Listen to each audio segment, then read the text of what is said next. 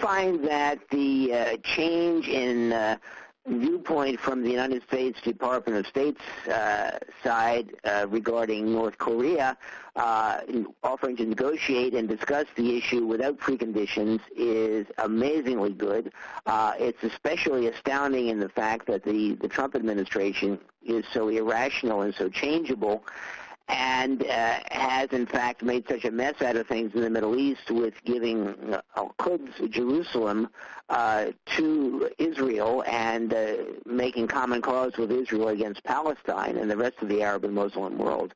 I find that Tillerson, who is supposedly on the outs with the president, has extended himself and made a firm decision to start talking to the North Koreans. Certainly the North Koreans, it's a failed state, really.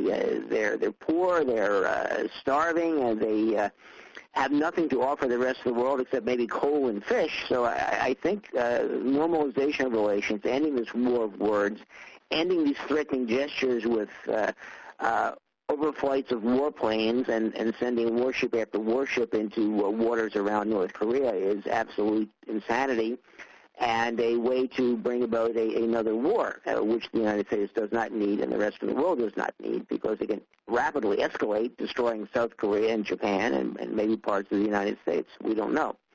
But this is a good thing.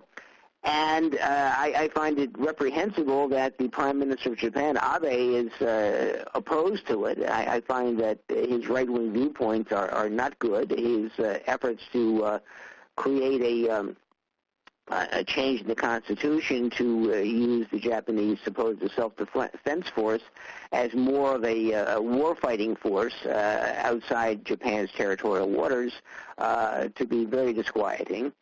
And I think that it's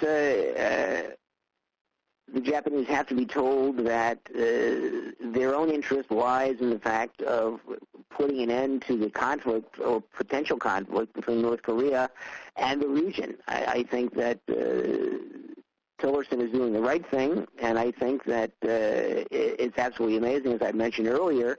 I don't want to repeat myself, but I was at a function last night for Arab American Day, and was speaking to an officer from the State Department, and she said the only thing you can predict about Donald Trump and his government is that it's unpredictable. So I welcome this unpredictability in this case, and I find that it's an excellent thing.